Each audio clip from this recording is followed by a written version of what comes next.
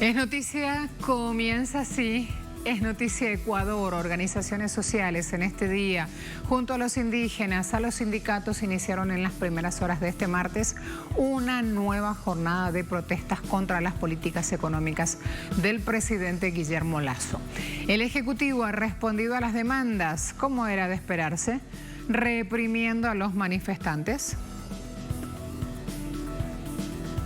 Es noticia Brasil. Bolsonaro en el banquillo. Parlamentarios por 9 crímenes y también 3 de sus hijos los llevan a cumplir declaraciones. Hecho histórico en Brasil. La Comisión de Investigación aprobó informe final con 80 acusaciones al presidente por negligencia en el manejo de la crisis sanitaria. Primera vez en Brasil que un presidente es acusado en el Congreso por crímenes de lesa humanidad. ¿Se hará justicia? Lo analizamos.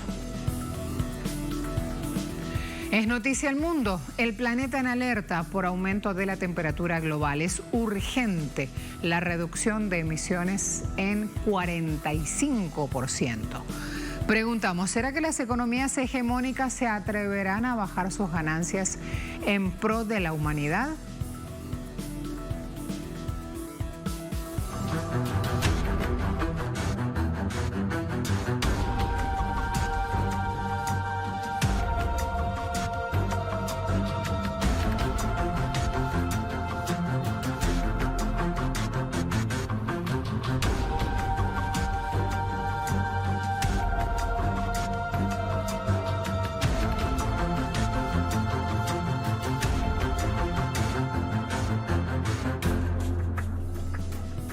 Es noticia Ecuador. La jornada de movilización de gremios y sectores sociales contra las medidas del Ejecutivo finaliza con represión por parte de las fuerzas de seguridad. Hay 18 detenidos. Hablamos de esta situación. El vocero presidencial confirmó la cifra de detenidos y justificó el accionar de la policía sobre quienes este martes salieron a manifestar. El gobierno entiende que las personas tienen derecho a expresar su disconformidad y a protestar. El otro punto es que esto debe hacerse dentro del marco de la ley. En esa medida, hasta este momento hay 18 personas detenidas en todo el país por intentar cerrar las carreteras. En video quedó registrada la represión a los gremios y sectores que protestaban en contra de las políticas económicas del presidente Guillermo Lasso. La gente está corriendo. El paro que nos están disparando. Están disparando. Los militares están disparando. ¡Corran! También la prensa sufrió agresiones. ¡Cuidado! ¡Me está golpeando! ¡Me está golpeando! ¡Me está golpeando! ¡Me está golpeando! ¡Oye! ¡Me está golpeando! ¡Me está golpeando! ¡Suéltame! ¡Suéltame! ¡Oye! ¡Suéltame! ¡Suéltame! ¡Soy presa! ¡Soy presa! ¡Suéltame! ¡Suéltame! Bueno, Joana y Luis, hemos sido atacados por la Policía Nacional en este momento que estamos transmitiendo en vivo. La bancada legislativa del movimiento político Pachakutik rechazó que se viole el derecho a la protesta pacífica. Este gobierno está volviendo a tener detenidos en esta lucha social. Por eso, como bancada, hacemos un llamado al presidente de la República. Dejemos que la lucha continúe de forma pacífica. No hay necesidad para qué detener a la policía. Les pedimos que identifique con el pueblo ecuatoriano. Varias carreteras fueron bloqueadas por los manifestantes en 5 de las 24 provincias del país, a pesar del estado de excepción vigente que habilita la presencia de las Fuerzas Armadas en la calle. Para la convocatoria del paro nacional, se unieron organizaciones como la Federación de Estudiantes Universitarios de Ecuador y la Confederación Nacional de Organizaciones Campesinas, Negras e Indígenas, además de sindicatos y diversos gremios de trabajadores del sector público.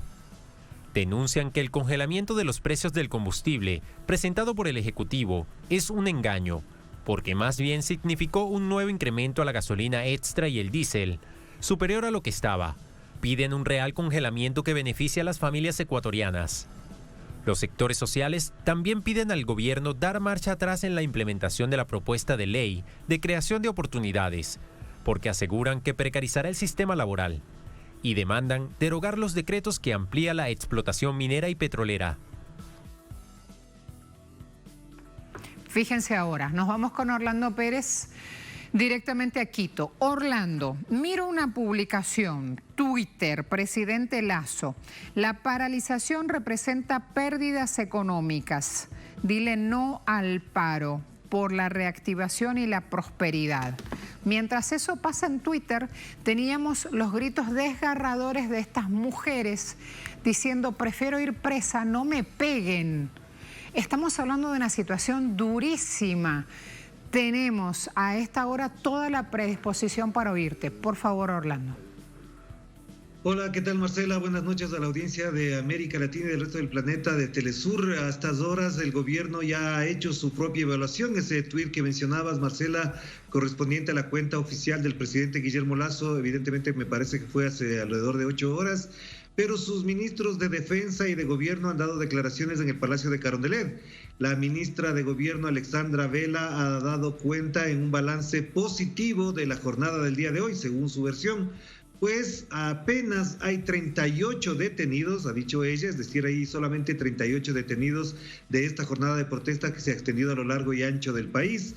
Para ella efectivamente no ha sido de mayor consecuencia o consecuencias que lamentar, mientras que el ministro de Defensa, el general Luis Hernández, ha dicho que aquí no hay ni vencedores ni vencidos, a pesar de que él ha dado cuenta de que efectivamente hay 2 militares de civil retenidos en estos momentos, pero también ha hablado de un caballo herido, pero de ahí no ha mencionado para nada las consecuencias que en cambio del otro lado sí mencionan los protagonistas, los dirigentes y los organizadores de la protesta de resistencia popular levantada y promulgada por el Parlamento de los Pueblos, que une a varias organizaciones.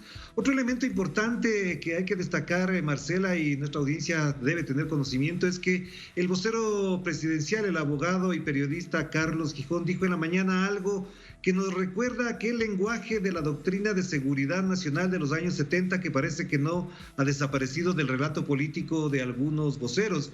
Él ha dicho que se trataban de movilizaciones rurales de baja intensidad o de baja intensidad, dijo textualmente él.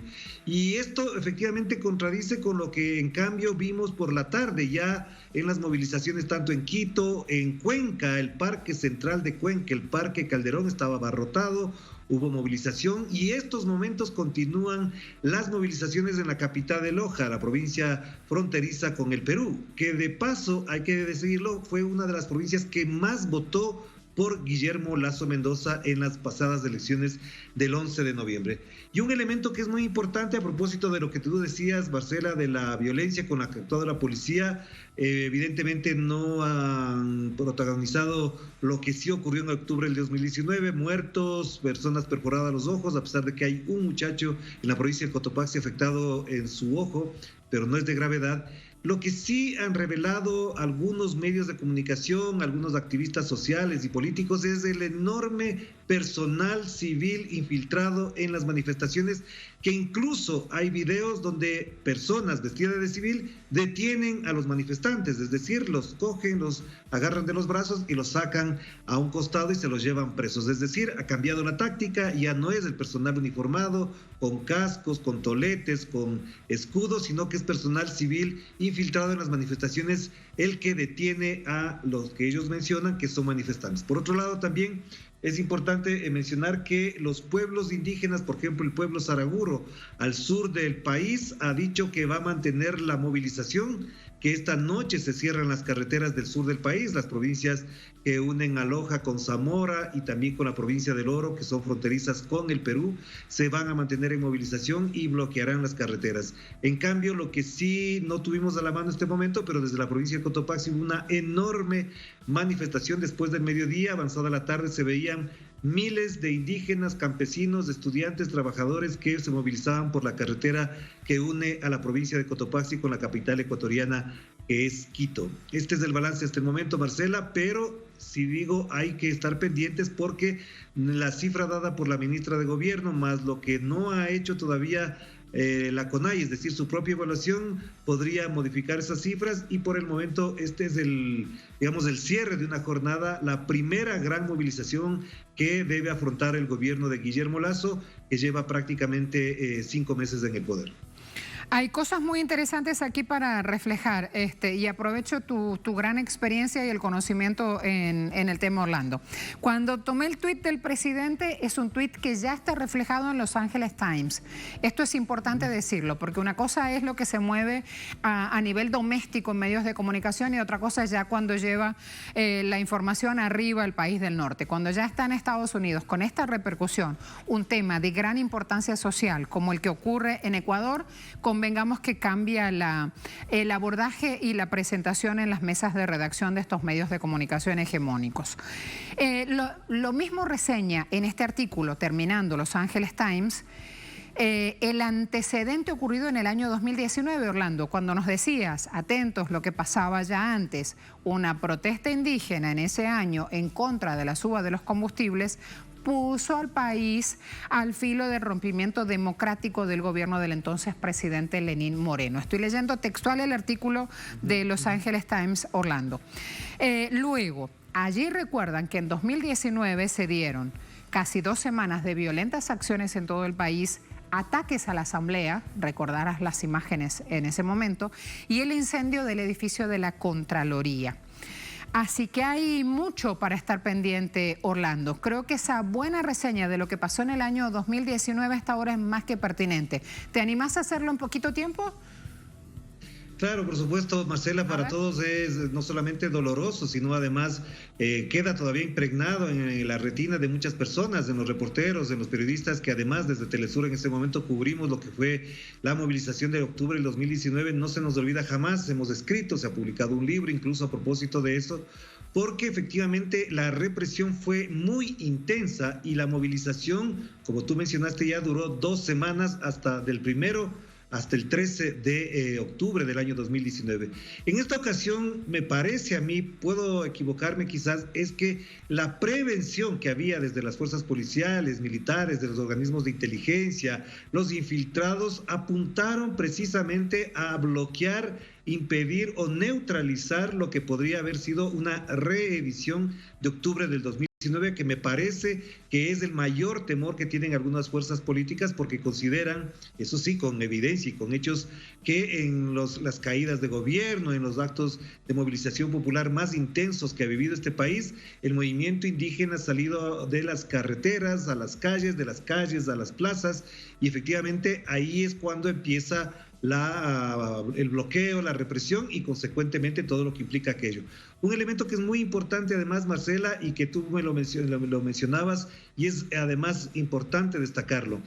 En el plano interno, en el Ecuador, el aparato mediático, los medios corporativos concentrados, esas cadenas de televisión y los medios de comunicación que se van expresando minuto a minuto en las redes sociales, han dado el factor o han acogido la versión oficial de que fue una jornada positiva, en la medida en que no ha habido los desmanes que aparentemente esperaban, ni tampoco la violencia, a pesar de la enorme represión que se ha podido registrar.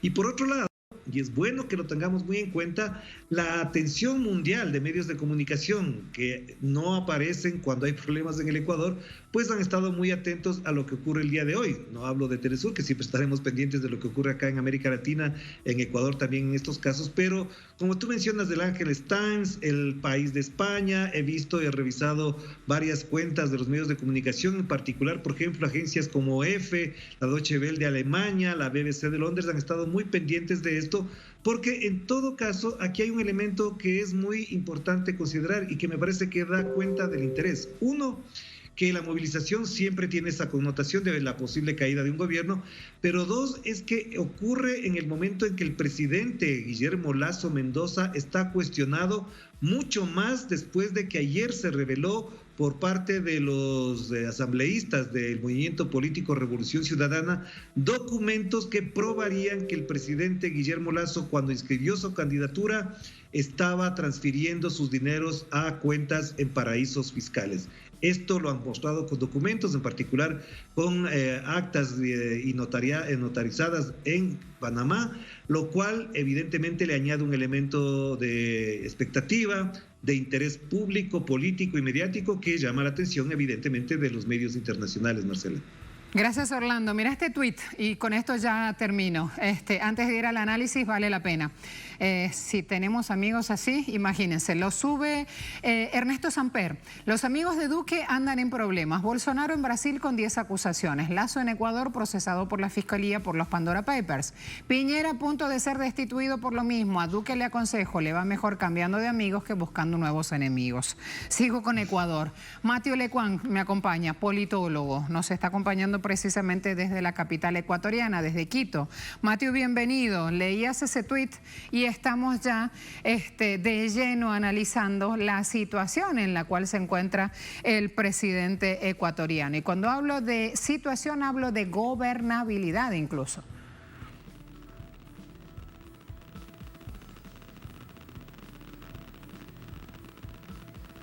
Mateo, quiero asegurarme que puedas oírme. Buenas noches, gracias por la invitación. Sí, les escucho bien. Sí, bueno, ha sido una jornada de movilización que bastante importante, digamos. Es como un inicio, yo no compararía por el momento con octubre de 2019. En octubre de 2019, además, empezó con un paro de los transportistas. Hoy los transportistas no estuvieron, están negociando ya con el gobierno. Entonces, digamos, para ellos la subida del diésel podría ser compensado por la subida del precio del transporte, de los tickets del pasaje. Entonces, por el momento no están. El movimiento indígena no estuvo en Quito hoy. Yo estuve en la marcha, no estaba el movimiento indígena. El movimiento indígena se quedó en el resto del territorio, ¿no? En las provincias, sobre todo en Cotopaxi, en Imbabura, etcétera, también en el sur de la sierra, en la Amazonía también. Pero entonces, digamos, por el momento yo no compararía, pero sí ha sido una jornada de movilización bastante fuerte, con cierres de vías en una buena parte del país. Una movilización en Guayaquil y sobre todo una gran movilización en Quito que fue importante, sobre todo viendo que no estaba el movimiento indígena, entonces fue importante. Y también ahí pudimos ver, yo diría, el miedo, porque no tengo otra palabra, el miedo por parte del gobierno de estas movilizaciones. Y el miedo se tradujo a través de un despliegue fuerte de policías, pero también, bueno, de policías en Quito y de policías y militares en las otras provincias, debido sobre todo al estado de excepción, ¿no? El estado de excepción normalmente está para luchar contra la inseguridad, pero está clarísimo que están utilizando el estado de excepción para por un lado reprimir las movilizaciones y por otro lado generar miedo para justamente evitar una movilización más fuerte. Eso es evidente. Nos lleva a las peores épocas en nuestro cono sur tener ese tipo de postales que generan dolor, que generan fricción social, que generan conmoción. Ver las imágenes del puesto de control del ejército, por ejemplo, en algunos puntos del país, realmente nos lleva a esos episodios, ¿o no, Mateo? Bueno, por el momento no estamos ahí, pero claro, estas imágenes sí preocupan. Los militares no están entrenados para gestionar el orden, y menos en unas protestas, ¿no? Los militares están entrenados para hacer la guerra, a menos que justamente el gobierno está viendo que está en guerra contra su sociedad, pero sería muy preocupante. Pero bueno, hoy vimos en Cotopaxi, en Imbabura, en las provincias de la sierra, muchos militares haciendo finalmente el trabajo de la policía, y eso sí es preocupante, porque como digo, no están entrenados para eso, y normalmente ellos deberían estar, según el decreto de estado de excepción, para luchar contra la inseguridad, no para, digamos, gestionar el orden en unas manifestaciones. Son dos cosas diferentes que hay que diferenciar, ¿no? Preguntamos cómo manejar la violencia que se genera luego de conocer que el presidente Lasso acepta que parte de su presupuesto está fuera del país. Bueno, yo creo que por el momento no. El tema de los Pandora Papers no es un tema central en las movilizaciones. Sí es un tema central para una parte de la oposición, ¿no? de la Revolución Ciudadana, pero en las movilizaciones y, digamos, en la vida cotidiana de la gente, lo que preocupa más es el alza de los combustibles, lo que repercuta evidentemente en los precios de los alimentos, lo que repercuta en la economía de las familias que ya están bastante golpeadas por la pandemia y la crisis social y económica que está en Ecuador desde algunos años, antes de la pandemia de hecho, y también por las políticas neoliberales que tienen que ver con la flexibilización laboral, ¿no? Entonces, yo diría que lo principal va por ahí, y el alza de los combustibles bastante regresiva en derechos por otro lado, y lo de los Pandora Papers está en un segundo plano. Digamos, está utilizado más como un argumento, digamos, para decir, pero esperan, si tienen finalmente, si están evadiendo plata, si están, digamos, es un tema de contraargumentación más que de movilización. No es, la movilización no se va a hacer por lo de los Pandora Papers, pero sí es un tema de argumentación en los discursos de la oposición, más bien, ¿no? Y también es un tema importante en la Asamblea Nacional, ¿no? Que es otro terreno, digamos, donde el presidente Lasso está en minoría y está bastante frágil, ¿no? Entonces, digamos, los Pandora Papers lo que hicieron finalmente es revertir la correlación de fuerza en la pugna de poderes entre el legislativo y el ejecutivo. Si el presidente Lasso tenía, digamos, bastante ventaja frente a una asamblea que tiene una muy mala imagen, ahora está cada vez más frágil, porque además presentándose como un gran demócrata no va a rendir cuentas en la casa de la democracia que es la Asamblea Nacional. Entonces ahí, digamos, los Pandora Papers lo que hacen es revertir la correlación de fuerza a nivel político, pero a nivel social son más los temas laborales, los temas de alza de combustibles, de falta de dinero, etcétera, que está movilizando la gente. Gracias, Mateo. Un gran abrazo. Gracias. Hasta luego. Hasta la próxima. Así declara la situación en el país. ¿Han visto cómo conocer, de hecho, lo que pasa estando en Quito, teniendo un corresponsal, llevando la cámara, levantando opiniones, nos da una visión propia y nos ayuda a formar opinión? Es noticia Brasil. Bolsonaro en el banquillo parlamentario por 9 crímenes y también 3 de sus hijos. La comisión de investigación aprobó informe final con 80 acusaciones al mandatario por negligencia en el manejo de la crisis sanitaria. Por primera vez en la historia, un presidente brasileño es acusado en el Congreso por crímenes de lesa humanidad. ¿Se hará justicia? Así lo preguntamos, lo vemos a la vuelta de la pausa. No se me vaya. Es noticia, está en pantalla de Telesur.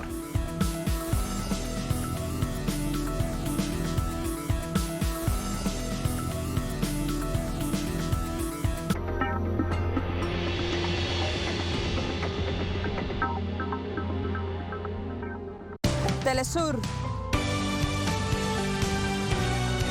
Siempre. Damas.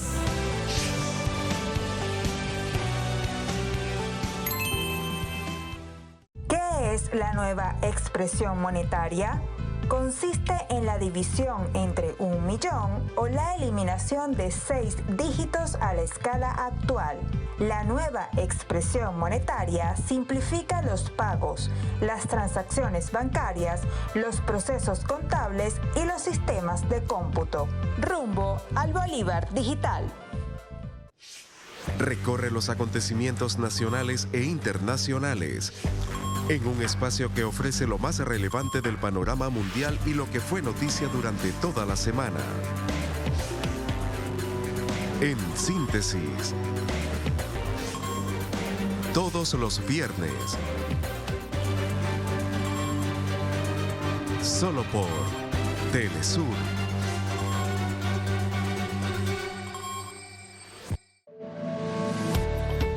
Nos conectamos para compartir las noticias en vivo.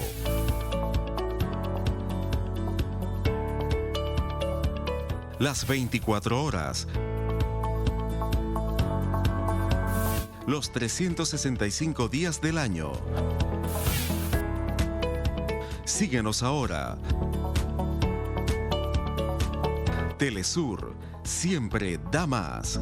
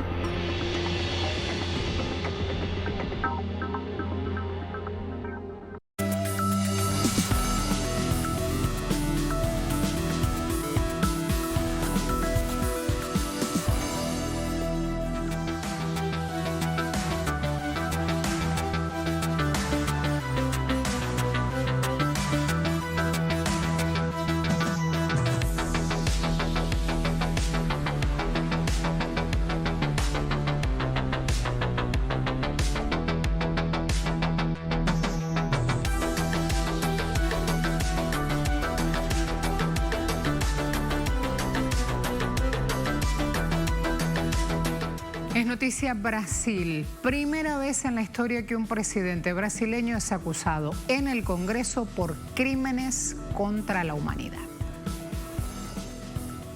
La Comisión de Investigación Parlamentaria, CPI, que investiga la gestión de la pandemia por parte del gobierno de Jair Bolsonaro, se encuentra en plena votación este martes. El informe final sobre el manejo de la COVID-19, que contiene gravísimas acusaciones contra el presidente brasileño. La CPI acusó a Jair Bolsonaro de 9 delitos, entre ellos el de crimen contra la humanidad, por sus decisiones y omisiones frente a la crisis sanitaria, que ya superó los 605.000 muertos y más de 21 millones de contagios en el país. Según el documento de 1.800 páginas, el mandatario brasileño tuvo responsabilidad en los delitos de epidemia con resultados de muerte, infracción de medidas sanitarias preventivas, empleo irregular de fondos públicos, incitación al delito, falsificación de documentos privados, curanderismo, crimen de prevaricato, crimen contra la humanidad y delito de responsabilidad. El informe parlamentario también señala a otras 68 personas, entre ellas 3 hijos de Bolsonaro, 3 ministros y 4 exministros, además de empresas y ejecutivos que habrían participado mediante fake news de cruzadas negacionistas y antivacunas en apoyo al presidente. El senador Calheiros señaló que Jair Bolsonaro alertó en reiteradas oportunidades a sus seguidores y a la población a no seguir las políticas y recomendaciones para evitar la propagación de la pandemia, convocando y promoviendo aglomeraciones y manifestaciones a su favor. De acuerdo al senador, la administración de Bolsonaro actuó deliberadamente para retrasar la compra de vacunas, en evidente desprecio por la vida de los brasileños. En paralelo, la CPI pidió suspender a Bolsonaro de las redes sociales. La víspera, Facebook e Instagram eliminaron video donde el mandatario afirma que las vacunas contra la COVID-19 aumentan riesgo de contraer VIH, y YouTube bloqueó la cuenta del presidente brasileño por desinformación. Nacho Lemos a esta hora desde Sao Paulo. Nacho. saludo. La Comisión de Investigación Parlamentaria sobre COVID-19 aprobó el informe final del relator Renan Calheiros. Este informe tiene 80 acusaciones contra 2 empresas, contra 78 personas, entre ellas el gobernador del estado de Amazonas, Wilson Lima, y especialmente un punto clave de este informe es la acusación sobre Jair Bolsonaro en 9 crímenes contra el presidente brasileño y también acusaciones contra 3 de los hijos del presidente.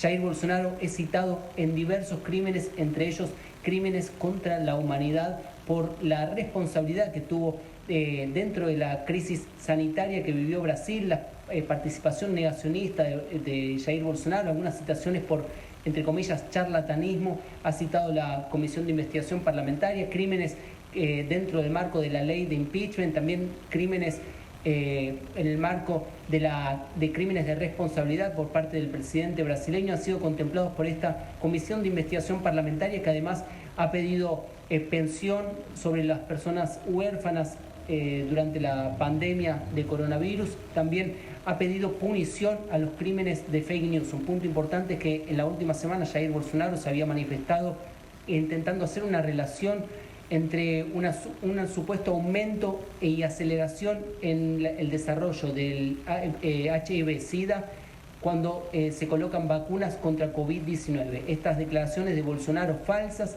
tuvieron como consecuencia la cancelación de su video donde hacía estas declaraciones en Facebook, también en Instagram y en YouTube. Y la Comisión de Investigación Parlamentaria ha pedido que se investigue y que se quiebre el sigilo de las cuentas en estas redes sociales del presidente Jair Bolsonaro para saber quién gestiona estas cuentas, de qué manera, en qué plataforma se realiza, y colocar el foco sobre las noticias falsas y la diseminación de noticias falsas, que han sido prácticamente el modus operandi del gobierno de Bolsonaro durante toda la pandemia. Entonces se ha dado a partir de esta resolución, después de 6 meses de investigaciones de la Comisión Parlamentaria del Senado brasileño, algo inédito. Un presidente de la República en Brasil es acusado por crímenes contra la humanidad. Ahora lo que sigue es el paso al Procurador General de la República, Augusto Aras, un aliado de Bolsonaro, de todo este proceso para que autorice el avance.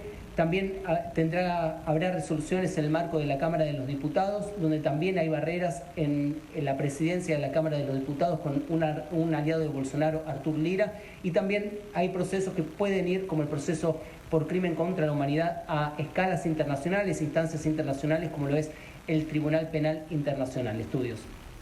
Muchas gracias. Le doy la bienvenida a Hugo Cavalcanti, profesor de Derecho en la Universidad de Pernambuco, juez laboral, miembro de la Asociación Brasileña de Juristas por la Democracia y doctor en Ciencias. Nos está acompañando desde Recife, Pernambuco. Muchas gracias. Bienvenido. Muchas gracias por la invitación. Quiero de inmediato preguntarle de manera clara, ante esta estrategia que dicen está cerniéndose sobre el pueblo brasileño, ¿quién arma la estrategia y a qué responde todo lo que está pasando? Disculpa que el sonido está bueno, no estoy escuchando con clareza. De acuerdo. Repito, así me puede oír con claridad. Hablamos de, por ejemplo, el país a esta hora, con su titular: el Senado de Brasil pide el procesamiento de Bolsonaro por crímenes contra la humanidad por la COVID-19. Se habla de estrategia. Quiero asegurarme si me oye como para poder continuar la comunicación.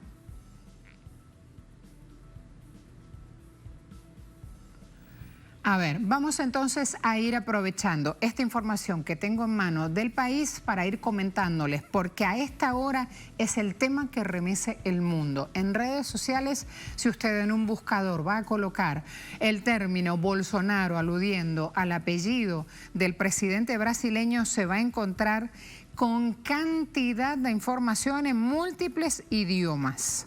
Hablamos de que el informe final de la Comisión de Investigación, que durante 6 meses escrutó las acciones y las omisiones del Ejecutivo brasileño, pidió que 65 personas, incluidos ministros, exministros y los 3 hijos del presidente, se sienten en el banquillo. A esta hora ya hay una decisión. 1.288 páginas tiene este informe final. Hay que ver entonces qué es lo que se viene. Quiero asegurarme a ver si nuestro invitado, Hugo Cavalcanti, me oye. ¿Hugo? Sí, ahora sí.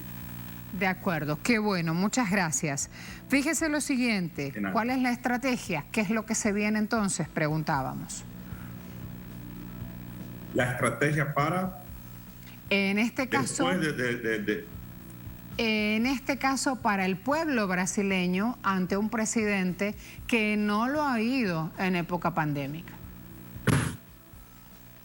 Bueno, la popularidad del presidente está en una curva descendiente hasta mucho tiempo, mucho por cuenta de las investigaciones de la comisión parlamentaria. Yo creo que ahora el pueblo está consciente de todo lo que se pasó en relación al enfrentamiento de la COVID-19 en Brasil. Tuvimos acusaciones y comprobaciones muy graves en la comisión parlamentaria, como por ejemplo que el presidente intentó formar una inmunidad de grupo por medio de la contaminación natural, recusando la adquisición de vacunas y con esto causando la muerte de millones de personas en Brasil, centenas de millares de personas en Brasil, que es un crimen que está siendo considerado por la Comisión Parlamentaria como un crimen contra la humanidad y ha de ser apreciado en el ambiente propio. Además, otros 9 crímenes fueron identificados y estos van a ser encaminados a la Fiscalía General de la República de Brasil para que las acciones penales sean promovidas junto al Supremo Tribunal Federal en relación al presidente. Y las otras 79 personas que están indiciadas van a tener sus procesos en los ambientes propicios, de acuerdo si tiene o no foro privilegiado, como es el caso del presidente.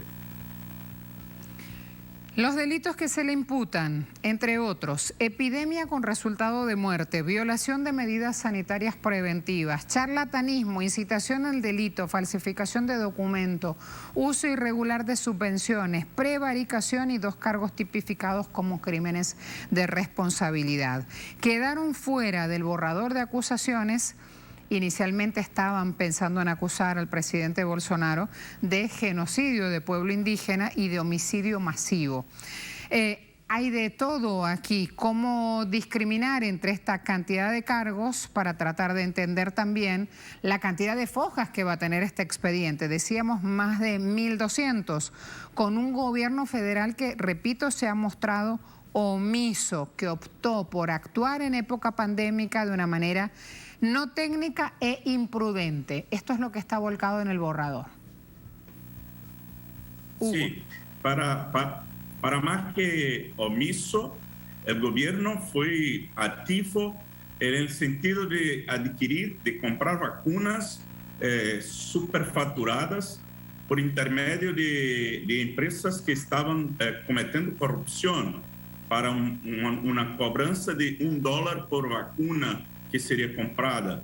Esto está claro en las investigaciones de la comisión, que involucra inclusive el líder del gobierno en la Cámara de los Diputados, un tipo que está también indiciado por la comisión parlamentaria. Además, 6 ministros o exministros de Bolsonaro están también acusados de diversos crímenes y sus 3 hijos, que son parlamentares en Brasil, también están involucrados. Y de entre los 9 crímenes que les están imputados, 2 son crímenes de responsabilidad que podrán dar ensejo a un proceso de impedimento, a un proceso de impeachment en el Congreso Nacional de Brasil. Todo a ver lo que va a acontecer. Tenemos un problema que el actual fiscal general de la República es acusado en Brasil de ser un aliado del presidente de la República y y que también pretende ir al Supremo Tribunal Federal como nombrado por Bolsonaro. Entonces, tenemos que esperar un poco para ver si la Fiscalía, el Ministerio Público va a tomar las providencias que son demandadas por la Comisión de Investigación Parlamentaria. Decías, Hugo, dudo lo que va a acontecer. Pregunto, ¿habrá justicia, sobre todo recordando que el presidente de la Cámara de Diputados es un aliado de Bolsonaro? Sí, pero para los crímenes comunes, la Cámara no se involucra. Van a ser acciones judiciales junto al Supremo Tribunal Federal de iniciativa del Fiscal General de la República. Pero en el documento que se aprueba hoy, la Comisión Parlamentaria anticipa que para el caso del Fiscal General no adoptar las medidas necesarias, van a intentar la sustitución del Fiscal General por otras autoridades brasileñas que puedan promover las representaciones criminales del presidente de la República en el Supremo Tribunal Federal. Pero en relación al crimen de irresponsabilidad, ahí sí, el presidente de la Cámara tiene negligenciado el examen de todos los pedidos de impeachment del presidente, más de 100 pedidos de impeachment que no son apreciados por el presidente de la Cámara. Y es muy difícil que va a apreciar para estos dos casos de violación de derechos sociales e incompatibilidad con la dignidad, honor y decoro del cargo de presidente que le acusa la Comisión Parlamentaria. Hasta la próxima. Gracias por este tiempo. Yo agradezco. Muchas gracias. Hasta la próxima. Hasta la próxima. Es noticia el mundo. Miren lo que abordaremos a la vuelta de la pausa. El planeta está en alerta por el aumento de la temperatura global. Es urgente reducir emisiones en un 45%. Preguntamos, ¿será que las economías hegemónicas se atreverán a bajar sus ganancias en pro de la humanidad? Sube la temperatura, como esa canción. Aquí los espero. Es noticia.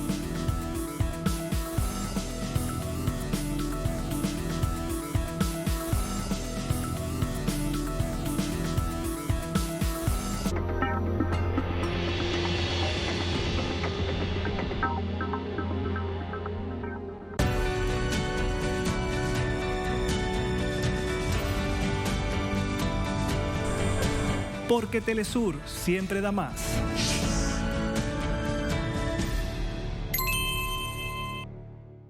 Cuba es el campo de batalla de una intensa guerra cultural entre quienes buscan desacreditar el proceso de transformación en marcha y quienes buscan defender su revolución. Para explicarnos la naturaleza de esta guerra fría cultural y de la producción cultural cubana en medio de la pandemia, está con nosotros el periodista y promotor cultural Alexis Tiano. No se lo pierdan. Cruza de palabras por Telesur. Hoy, solo por Telesur. Hola, ¿qué tal? Sean todos muy bienvenidos a Vidas. Hay lugares donde el arte se unifica con el orgullo de los pueblos. Y esos lugares están llenos de colores, alegría, pasión, tradiciones, arraigo, valor y entrega. Vidas, todos los viernes. Solo por Telesur. Compartimos su sentir, exaltamos sus logros y mostramos su realidad. Nuestro enfoque es global y nos mantiene en sintonía con los pueblos. Los países caribeños también reciben nuestra señal. Con entusiasmo seguiremos transmitiendo para ellos, porque somos Telesur, la señal informativa de América Latina y el Caribe.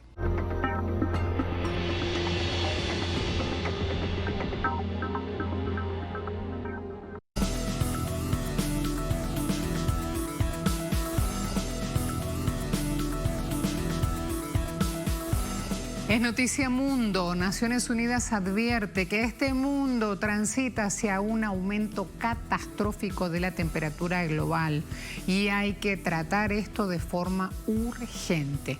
Un llamado especial dirigido a las economías hegemónicas.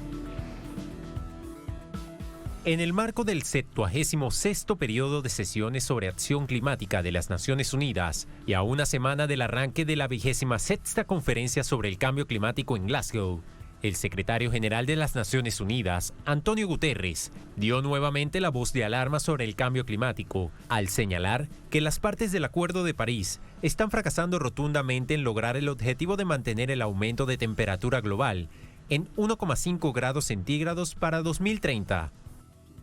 Debemos descarbonizar cada sector de la energía, hasta el transporte, la agricultura y la silvicultura. Eliminar el carbón para 2030 en los países de la OCDE y en 2040 en todos los demás. Poner fin a todas las inversiones en carbón, públicas y privadas, nacionales e internacionales. Acabar con los subsidios a los combustibles fósiles y las industrias contaminantes. Poner un precio al carbono y canalizarlo hacia la creación de empleos verdes. Y, obviamente, ceder al menos $100.000 millones cada año al mundo en desarrollo para el financiamiento climático. El informe de la brecha de emisiones de 2021 que presentó Guterres muestra que el planeta se encamina hacia un aumento desastroso de la temperatura global al llegar a los 2,7 grados centígrados. Además, reveló que solo 20% de las inversiones de recuperación respaldarán la economía verde. El secretario general de la ONU recordó que los países que conforman el G20, de las 20 economías más importantes del mundo, representan 80% de las emisiones contaminantes generadas en todo el planeta. Guterres señaló que la presencia de todos los países integrantes de este grupo es muy importante y advirtió que si no hay una reducción significativa de las emisiones en la próxima década, habremos perdido para siempre la posibilidad de alcanzar 1,5 grados. Por su parte, el presidente de Cuba, Miguel Díaz-Canel, calificó como fatídicas las consecuencias del cambio climático y responsabilizó a las grandes industrias, al capitalismo y la explotación de recursos naturales. Si se quiere salvar a la humanidad de la autodestrucción, hay que distribuir mejor las riquezas y tecnologías disponibles en el planeta. Menos lujo y menos despilfarro en unos pocos países para que haya menos pobreza y menos hambre en gran parte de la tierra. A su vez, Díaz-Canel distinguió que Cuba avanza en la ejecución de su plan para el enfrentamiento al cambio climático y en el cumplimiento de las metas asumidas en su contribución en este ámbito, a pesar del bloqueo económico que impone Estados Unidos. Es ahora tarea de los líderes presentar en Glasgow planes audaces y con plazos definidos para revertir los daños causados al planeta. Pausa rápida para luego sumar análisis y más información sobre este tema. Los espero, es noticia en pantalla de Telesur.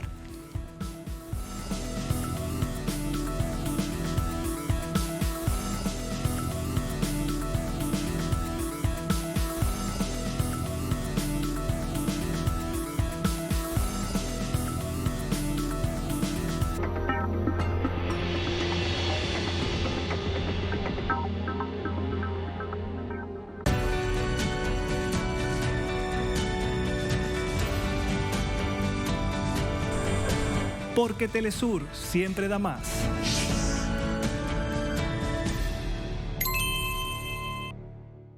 Cuba es el campo de batalla de una intensa guerra cultural entre quienes buscan desacreditar el proceso de transformación en marcha y quienes buscan defender su revolución. Para explicarnos la naturaleza de esta guerra fría cultural y de la producción cultural cubana en medio de la pandemia, está con nosotros el periodista y promotor cultural Alexis Tian. No se lo pierdan. Cruza de palabras por Telesur. Hoy, solo por Telesur. ¿qué tal? Sean todos muy bienvenidos a Vidas. Hay lugares donde el arte se unifica con el orgullo de los pueblos. Y esos lugares están llenos de colores, alegría, pasión, tradiciones, arraigo, valor y entrega. Vidas, todos los viernes. Solo por Telesur.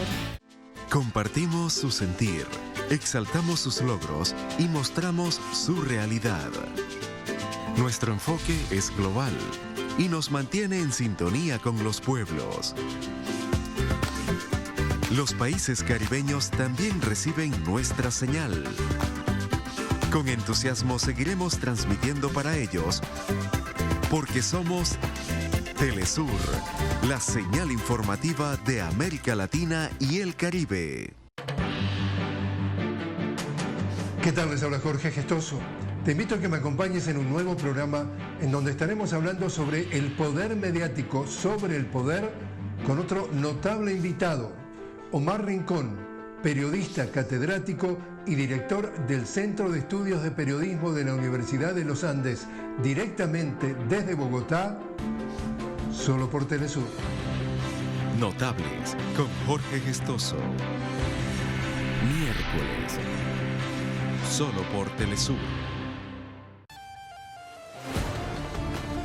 Cada año miles de personas abandonan su tierra para alcanzar nuevos horizontes. Una realidad de pueblos que luchan por su libertad. Conoce las diversas causas de quienes viven entre fronteras. Jueves, solo por Telesur.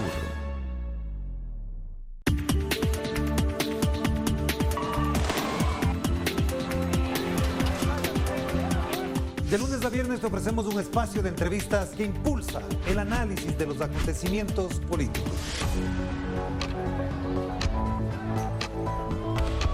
Sigue de cerca cada suceso del panorama latinoamericano a través de Enclave Política.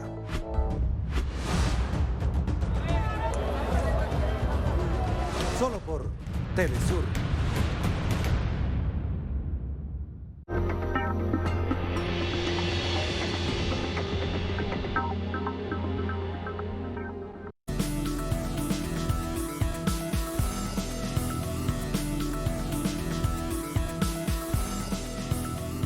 Para el final nos guardamos esta recorrida. Tema central, cambio climático. Cuestión, redes sociales, allí es donde estamos todos.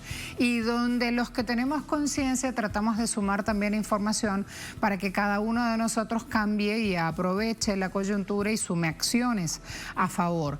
El cambio climático es la mayor amenaza medioambiental a la que se enfrenta la humanidad, dice el usuario que ven allí en pantalla. La evidencia es irrefutable. Mar Gómez, las altas emisiones de gases de efecto invernadero están asfixiando nuestro planeta y poniendo en peligro a millones de personas y ecosistemas.